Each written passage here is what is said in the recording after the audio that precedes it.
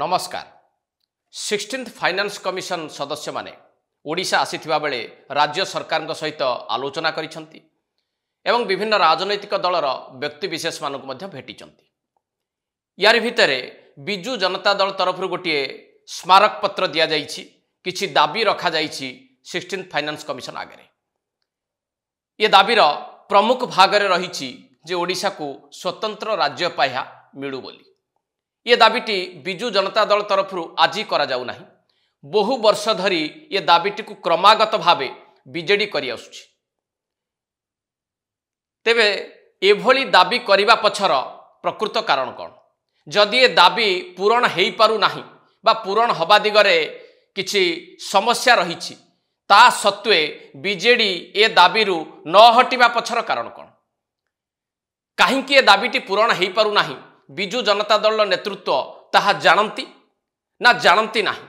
आउ जदि जानती जे दाबी पूरण हवा संभवपर नुहे बोली, ता सत्वे बारंबार ए दाबी करिबा पछर उद्देश्य कौन हेई थाई पारे?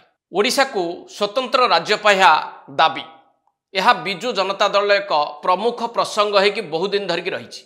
आपण माने समस्ते एक कथा जानिचंती। केतेबेले निर्वाचन आसीबा पूर्वरु ये दाबी जोरदार हुए, केतेबेले फाइनान्स कमिशन मेंबर माने आसंतु या पूर्वरु प्लानिंग कमिशन रो जेतेबेले डेप्यूटी चेयरमैन आसुथिले एवं पूर्वरु अनेक बार केंद्र सरकार को मध्य ए बाबदरे चिट्ठी लेखि जणाइबाकू बीजेडी तरफ चेष्टा करा जाइछि एवं केवल नवीन पट्टनायक जे पूर्वतन मुख्यमंत्री थिले से बाबदरे चिट्ठी लेखि नाहंती, बरं आज पर्यंत तांको दलर सांसद मानक मध्य निर्देश दियंती जे एहाको एक प्रमुख प्रसंग भाव संसद में उठेबा पाई। ये सबु सत्वे काहींकि ओडिशा को स्वतंत्र राज्य पाह्या मिली पारि नाही?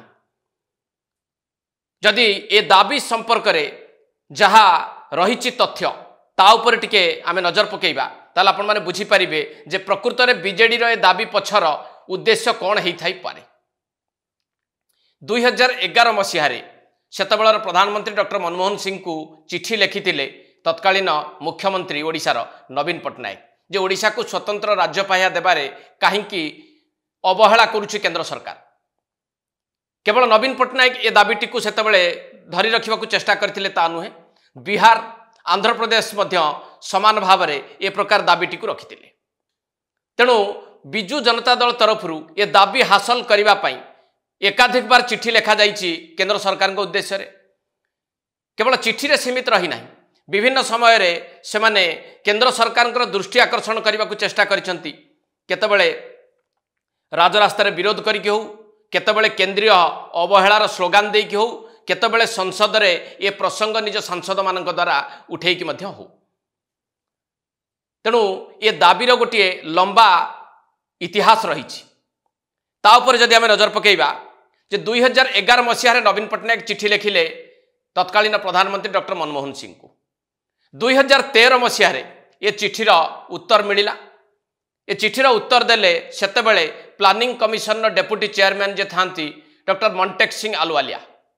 मंटेक सिंह आलुवालिया जहा कहिले ताहा सेतेबेले जातीय गणमाध्यम रे मध्य चर्चार परिसर को आसीतिला।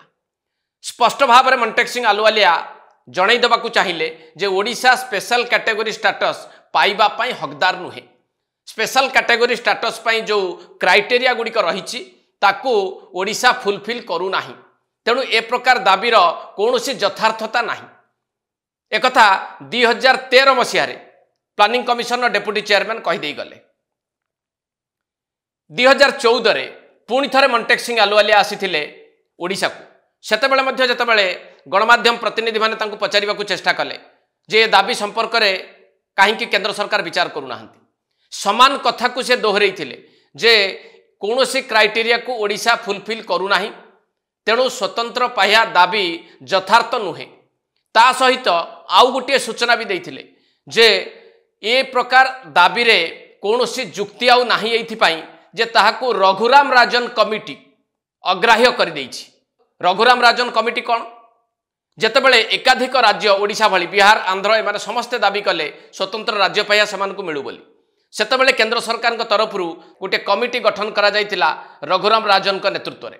एवं से कमिटी निष्पत्ति नेला जे 1969 मसीहारे जो स्वतंत्र कैटेगरी स्टेट रो कथा उठिथिला बा जहाकू स्वतंत्र पाह्या दबापाई निष्पत्ति निया हैतिला तार आउ पुनर्विचार करिवार आवश्यकता नाही बा ओडिशा भली जो राज्य माने दाबी करूछंती ताहा मध्य जुक्तिसंगत नुहे बरं रघुराम राजन कमिटी जहा सुपारिश करिथिला जे राज्यर टिकस अंश बाबद को जहा केंद्र सरकार दौछंती ताकू 32% रु 42% को वृद्धि करा जाऊ किंतु संपूर्ण भाव रे आउ स्पेशल कैटेगरी स्टेटस काहाकू न दिया जाऊ यह हूँ रघुराम राजन कमिटीर रिपोर्ट थिला ता मध्य जातीय गणमाध्यम रे सेतेबेले सामना को आसीथिला एई रिपोर्ट आधार रे सेतेबेलर केंद्र अर्थमंत्री पी चिदंबरम मध्य ओडिशार दाबी को प्रत्याख्यान करथिले संसद रे मध्य से उत्तर रखिथिले जे काहेकि ओडिशा भली अन्य राज्य माने पाइबा को हकदार नुहंती बोली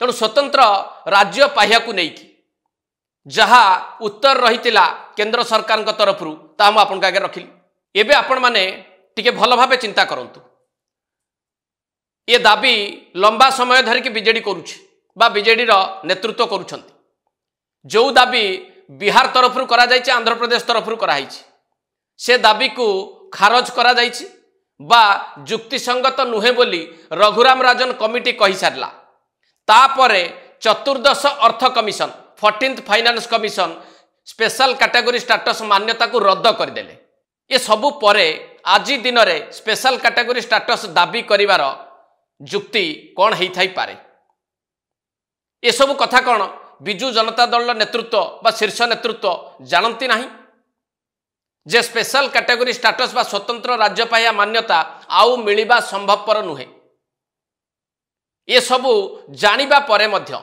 बिजु जनता दल तरफ कहीं बारंबार प्रयास करा जाउछि जे स्वतंत्र राज्य पाया ओडिशा को मिलू बोली बा यार प्रमुखता संपर्क रे सबु बेले दर्शेबा को चेष्टा करा जाउछि केंद्र सरकार को उद्देश्य रे जदि दाबीटी पूरण हबार कोनोसी सुजोग नाही दाबी पूरण हेई पारिबो नाही बोली पूर्वरु गोटे कमिटी रिपोर्ट दे सारिछि कमिटीर रिपोर्ट आधार रे चतुर्दश अर्थ कमिशन यहाकू उच्छेद कर सारी तापरे बिजु जनता दल स्वतंत्र राज्य पाह्या दाबी करने पछर प्रकृत रहस्य कौन ही थाई पारे बिजु जनता दल ये दाबी को जदि आमे देखिबा आज दिन रे ताहले कौन बुझाजिबो काहेकि बीजेडी ए दाबी ओहरु नाही ए दाबीटी को काहेकि बारंबार प्रमुखता देबा को चेष्टा करूछि एवं बिजु जनता दल आभिमुख्य को जदि भल भाबे आमे पढ़िबा को चेष्टा करिबा जे केही भी बुझी पारिबो जे स्वतंत्र राज्य पाया आज दिन प्रसंग नुहे